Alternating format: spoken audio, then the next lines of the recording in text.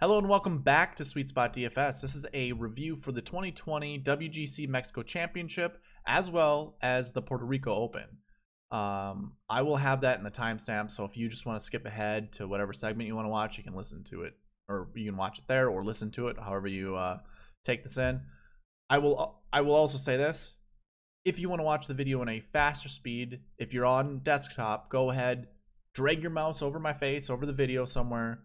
You'll see a gear icon somewhere down here. Go ahead, click that, find playback speed. I recommend 1.5 times speed. Listen to however fast you want. On mobile, you'll see it above you, 3 dots that make a vertical line. Click that, you'll find playback speed there. Okay, let's go ahead, get into, first of all, let's talk about the player pool that I had recommended. And I'll come back and reference this. We wanted good course history, good POA history, good recent form, and then my bucket systems, which I don't think number 5 applied. And there's a good reason why I didn't, which I think I did go over it, not so much why the 5th one wouldn't work, but more so to do with check every bucket combination to see which golfers are in them, and then determine from there if you should or shouldn't play that bucket group in the amount that I tell you you should. So anyways, just want to throw this up. We can reference it again. I'm gonna go ahead and throw up the spreadsheet. So this is the recent form tab. We go over this every single review video. The golfers that are shaded in light blue over here, those are your whatever the biggest GPP that I entered. I'll keep track of it this way. This is what the winning lineup had. So they used 49,900. They had Patrick Reed, Bryson DeChambeau, Jon Rahm, Erik van Rooyen, Tyrrell Hatton, and Abraham Ancer. The total points that they scored was 686. Now, that was 5 points less than the optimal lineup. So the optimal lineup had 691 points, and that was all these golfers here with a little tisk mark in the corner. Patrick Reed, Bryson, Jon Rahm, Van Rooyen, again, those same, and Tyrrell Hatton, those same golfers, but the only difference is Sebastian Munoz, who scored 91 points. Abraham Ancer scored 86. So that's your 5-point difference. So there wasn't much room for the optimal lineup to beat the first place guy, but you could have beaten the first place guy by either also having Kevin Na in your lineup or Billy Horschel. Na had 87.5, Horschel had 90. So those 2 points would have scored more than 86. And actually, you could have had Benjamin Hebert down here for 86.5. So those golfers would have gotten you the optimal, or they would have beat first place. With all that being said, I'm going to go ahead and get on the DK page. This is where we can kind of review what the player pool that I said, like the criteria that I had pointed out that I thought was important. I had said you wanted somewhere between 1 to 3 last year ones, or 1 to 4, I think. So here you go. Here were your last year ones. These are all golfers. I usually only like to point out the golfers in the top 10. So we had 5 of them.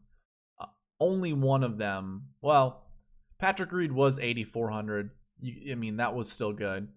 And the only other guy that was, economical was Tyrrell Hatton, which I really liked. If it wasn't for a lot of the DFS industry talking about a wrist injury that I didn't know about, which it's good to know those things. But I think there's always a rule of thumb we can always abide by. If they're playing in a tournament, they're probably healed from their injury. And I do believe he was the first golfer out on Thursday, and he lit it up. So it's like, cool. Right away, instant. I played him a lot. I don't remember how much I actually played him in tournaments, but I did play him quite a bit because the 7,400 was perfect. And he was a 1-1, which was a bucket combination that I was heavily targeting. You can see 83.33%. It's been inside the top 10 the last 6 years. So we see another 1-1 that will finish inside the top 10. I really struck out up here with Bryson and Jon Rahm. They were 4-3s, and the 4-3s just had not at all been inside the top 10 over the last 6 years of, you know, this WGC event being played, whether it was in Mexico or in Florida. So I struck out with that one, but I mean, if you targeted all the ones, that was pretty good. Sebastian Munoz was actually in the optimal lineup, so he was a last year too. That would have worked out, but I was also telling you wanted to select a 2-1, which I guess going back to what we were just talking about in the recent form, this would have beat first place if you would have had Heber on your team. It probably would have been weird and difficult because I think the price that you would have, or like the salary you would have had, was 48,300. So would you have left 1,700 on the table? Probably not. But anyways, so bucket combination was still good, but it's questionable. Like, it was pretty iffy. Again, you want to look at the buckets. I'm not gonna filter through all these. You guys can go to the preview video where the lineup construction video, where I did go more of a deep dive into those bucket combinations. But like Bryson and Jon Rahm, you know, they are the 16th and 3rd ranked golfer in the world, respectively. Those are golfers that can break those molds. And I always talk about mold breakers. Bryson and Jon Rahm now put a 4-3 on the map. We'll see what golfers fit that mold next year. Well, the last year 4 was golfers who finished between 40 and 60. So really, those golfers would be all of these right here. I'm not going to look at the ownership or the World Golf Ranking. Jordan Spieth's in there, so I'm probably not playing Jordan Spieth next year. I probably won't, no matter what. I just don't care. I guess if he became a 4-1, so if he didn't play the week before, I would then consider him. We have Louis Oosthuizen, which now goes from a 3 to a 4. Dustin will now become a 4. He might be a guy you just have to play. He would be considered a mold breaker. And yeah, no one else really. A lot of guys down here that not, you know, elite or anything like that. One other thing I like to look at is tee time pairings. So just trying to find if there was anyone else inside the top 10 that paired up with any of these golfers. Rory and not Kevin Na. Woodland finished 12th. I feel like there was one more. Anyways, JT and Hideki. But really, none of these guys, Bryson or Patrick Reed, none of the guys are inside the top 10, like who they played with. So we can go ahead, hide this information. You guys can take a look at the odds and the official World Golf Rankings and the points per game and the value. Go ahead, screenshot this. You know, if you want that information, you can have it. But I'm just going to go ahead. I will also hide all of this right here. That way we can find a little bit more information over on this other side. And actually, why don't we go ahead and we'll hide this one. Okay, so now we just have names, results, salary, and then these ones, which I will be hiding once we get to the swing stats. But let's go ahead, review the course history. I'm actually going to pull down the spreadsheet and go ahead and put up the player pool criteria. We wanted good course history, good POA history, and good recent form. And again, 1 to 4 last year ones that did apply. 1 to 3 last year 2s, one of those applied, and the last year 2 last week 1 did not apply. I mean, we did have some golfers up there that scored enough points that would have helped, but yeah, I would say that's a non. It just didn't work out. So go ahead, bring up the spreadsheet again. So we want a good course history. Really, Bryson's course history was he played this tournament one time before, and so that 56 obviously bumped it. That ended up being his course history, which was not good. The rest of it around here, all these like this yellow and green, that's wonderful. Even like looking at some of these guys down here, super good. The 40s, I would say questionable, but you can see we don't have anyone that has this red. So I avoided a lot of these guys. I played everyone at least once because I made enough lineups to do that. But yeah, Fox was not one of the golfers I was into. Neither was Shane Lowry.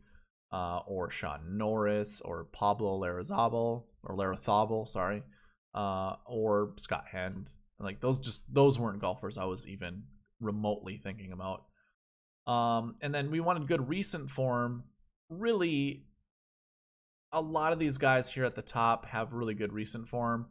We don't have Tyrrell Hatton's recent form, but Eric Van Rooyen last week, that was his first tournament overseas. I mean, he is a European golfer, so his first tournament in America. Missed the cut. I guess it wasn't, I mean, it's not that big of a deal. We don't see a lot of missed cuts inside the top 10 from the last year, but it really depends on the golfer, in all honesty. So now that we covered that, you guys, again, snapshot that if you want. I'm going to go ahead and hide it, and then we'll just start talking about the rest of these stats. And I'm going to actually preempt this and just go ahead and hide these columns because I know we won't be talking about them. We can leave it right there. So we wanted to find good POA history. This is good POA history. Even that 43 is still good POA history. I mean, I can scroll down to here and say, I don't know, the 48's not really good POA. But then you see this top 10 percentage. So this is the percentage that these golfers find the top 10 at POA events. Pretty high. The only guy that would be questionable was Billy Horschel. Everyone else was like 15% or higher. So that's good. 20 POA history. A lot of this could just be one tournament that they played. There's not a lot of, I think there was 4 tournaments that could comprise this score or this average. I didn't put a lot of weight in the 2020 POA. But overall, top 10 POA percentage, that was definitely key at this tournament. And definitely something to, if it keeps being played at this tournament, you got to keep going with POA. You could really tell on the greens because they were different speeds throughout the entire 4 days, basically the entire tournament. And they changed from morning to afternoon. You saw a lot of low scores in the morning rounds. Like John Rahm had a very fantastic Saturday. He was, I think, 1 over or even par. He had said he was 4 over after 27 holes. So I think he got it back to even. And then Saturday he had his like 10 under round. Oh, he was at 1 under. He had his 10 under round, so I think that brought him to 11. He had a really good chance to win when it all came down to it. But yeah, definitely those morning golfers. And Thursday, Friday, they're going to stagger the tee time. So if you golf in the morning Thursday, you're going to golf in the afternoon Friday. You know, like if really showdown sites are probably where it's at, thinking about tee time splits. But yeah, it was a crazy event. It was a lot of fun to watch. But yeah, that was nuts. All the different types of scoring. It was a roller coaster. It was fantastic. So let's go ahead and look at the stats here. I'm gonna go and basically, first of all, I'm gonna get rid of these blanks. But we're going to go top to bottom each category and then look at the price, or I mean the placement that they had over here on the left. Right away, I mean, we see Rory, we see Xander, Matsuyama and Thomas, Watson, DeChambeau, and Rahm, and a couple other guys. So tee to green, I think mattered. You definitely wanted second place, third place. First place was not going to be up here. I mean, Patrick Reed's still good at a lot of stats, but tee to green is not one. Good ball striker, just not the most. Like, he's not the greatest driver of the golf ball. Off the tee here, see a lot of guys up there, but really let's just focus on the top 10. That's what I should have been doing on the last one. But top 10, we got 5 golfers, 5 golfers out of the top 20 that finished inside the top 10. I would say they're all elite golfers, so you really just had to choose between the two. All of the other golfers here that, I don't know, you could have fit in the lineup really easily, like Corey Connors, Scotty Scheffler. Excuse me. It's kind of late right now. But yeah, all these other guys that you could just fill in. So all the low price guys you can see just didn't matter. Sebastian Munoz, you wanted him, obviously. You could even have played Rafa Cabrera Bale. That was definitely a good play. But yeah, the rest of them off the tee, I would say did not matter. Approach. Well, I mean, you've got first place, second, or sixth, and fifth. I would just say off or approach did not matter at this tournament. If you're looking like, okay, which golfers can I actually play? How often are you getting down to Patrick Reed? You know, you might add, like, let's start with Rory and Justin and then go from there. But again, how often are you putting Patrick as your second guy or even your third guy? I mean, it's doable, but I don't think the likelihood is that high.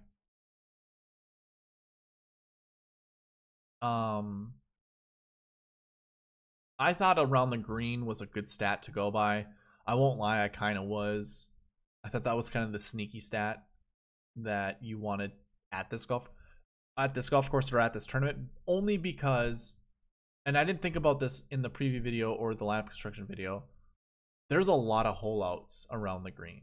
It seems as if chipping at this golf course not that difficult. Like the Kikuyu grass wasn't a huge factor at this tournament. And there still was a lot of chip-ins at this tournament. So I thought around the green was actually a good stat to go by. Like Brad Snedeker was one of my favorite plays. He was a 2-1, so he was one of my favorite 2-1s. And again, that's the bucket score last year too, last week 1. Just didn't have a good Friday. It was bad. Thursday was actually bad as well. So I can't remember which one was worse. I think it was Friday. Anyways, yeah, I guess it still mattered. You had DeChambeau. I'm just gonna say no. It didn't matter. Putting. I mean, you got Patrick Reed, DeChambeau, and Rahm up there. So like putting in around the green were actually stats I was looking at just to find a diamond in the rough or just some golfer that I thought mattered. But yeah, it wasn't super conclusive to figure out, you know, which putting guy you wanted. I stayed pretty heavily away from Webb. I wasn't that big on Webb, so I dodged a bullet there, but I didn't put any DeChambeau with Patrick Reed. I think I had one lineup that was really close to cashing some decent money, but it just did not play into my favor. Green and reg, pretty good. I think it was decent to go by. Really only 3 golfers you could actually use like to make up a good lineup, so I would say nah. Green and reg percentage, not a stat. Same with approach. Those 2 stats for this tournament did not correlate into success. Neither did proximity. Somebody on, I think it was YouTube, maybe it was Twitter, asked me, you know, you gotta choose all the golfers with birdie or better. I don't know how you feel about, you know, looking at these stats right now, but I don't. You can't put all your stock into birdie or better. You can make the argument, sure, find 1, 2, or 3 golfers with birdie or better, but you can't make the statement that you want to find birdie or better golfers, because saying something like that is kind of the message you're sending is find the best birdie or better and put them in a lineup. So even if you did that and you went like Scotty Scheffler and maybe you started with Webb, you skipped Rory because he's too expensive, and you went Adam Scott. Let's just put Reed in there just because you got first place. Let's see. I want a cheaper guy because I need to fill out my lineup. Sungjae gives me what? So I have $7,200 left. Is that decent? Nah. I'd say not there. We'll go to Benny Ann. And now I have $7,700 left, so I can just go with Cam Smith. So that gets me 50,000, but you had 29th, 22nd, 1st, 26th, 61st. You weren't winning a lot of money with that lineup, or just any money. So the birdie or better percentage, I don't think was really that prevalent. And even if we scroll down here, I know this is kind of mixed up, and they do have the same percentage, so really this could be a light green. We can do that. But like this yellow, we do see second and third in there. But this is like middle of the pack. So if we're looking at birdie or better, I get it. You can come down here and grab any of these golfers, like maybe pair birdie or better with POA and be like, yep, I like that. But yeah, I don't really so much know about birdie or better. It was definitely not a stat that I really correlated. Let's see. I mean, I did choose golfers based off of it, but it was definitely not a sole purpose of mine to find birdie or better golfers. I usually use that more for showdown slates. This week in general for me was not good. You guys can take a look at the driving distance, how if that even mattered. You only see a few people in green. Those would be your quote unquote bombers. The rest of them are kind of middle of the pack or whatever. Like they're not quote unquote bombers.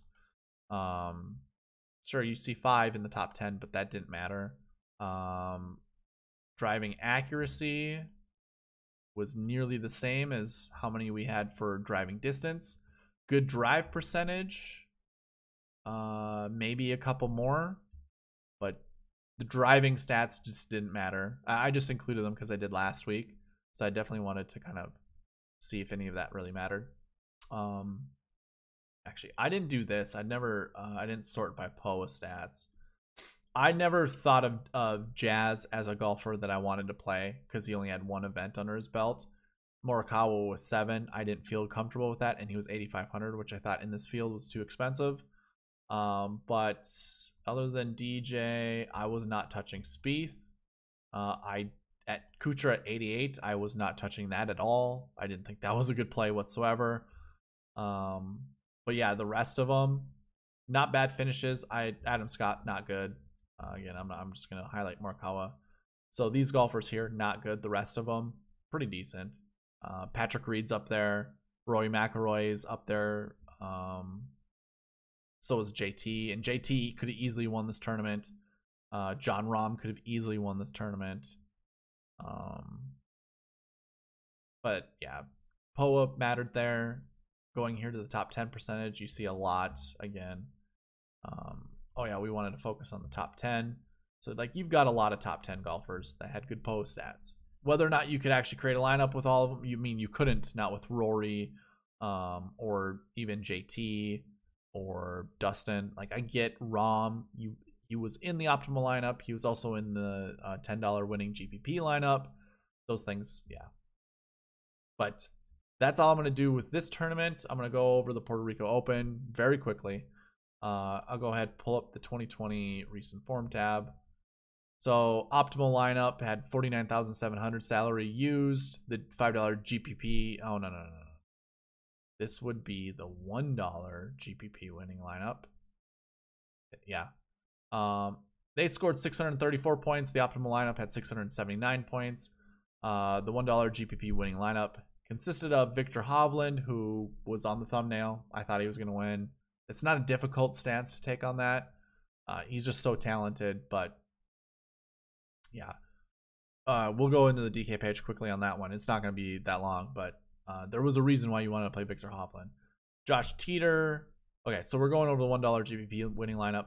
That was Victor Hovland, Josh Teeter, Kyle Stanley, Matthew Naismith, Xinjun Zhang, and Sangmoon Bae. The optimal lineup would have had Victor Hovland, Josh Teeter, Sam Ryder, which I was on also, Kyle Stanley, Martin Laird, and Ted Potter Jr. Those last two, I don't even know if many people were on those golfers, but yeah, pretty decent. And oh yeah, go into the 2020 DK page. So again, I use the bucket combination. Look at how many 100% there are for golfers that you wanted to play. Easily could have got on a lot of these golfers. Kyle Stanley is really the only one that stands out. The 20% for his bucket range or his bucket combination to find the top 10. Not very good, but you did need him in your optimal lineup. And just going by this ones, all these ones here, it's a huge thing. And those ones mean they didn't play the year before. So you can see in this column over here, this is all empty. That means they did not play here last year. And that is prevalent year in and year out. So really, I wouldn't. I mean, Adam Schenk looks like Adam Schenk and maybe Sean Stephanie, the only golfers that golfed well here last year that still finished decent and would have given you enough, enough firepower to win a tournament, most likely. Like on DraftKings, that is. But yeah, I'm not gonna go over nearly the same stuff that we did in the other video, although there is a bunch of stats here. I'm just not gonna make this video that long, and I'm gonna call it a night. So thank you guys for watching. Hopefully you guys did well. I did not, but hey, it's how it goes sometimes. I will see you tomorrow with the Honda Classic Open.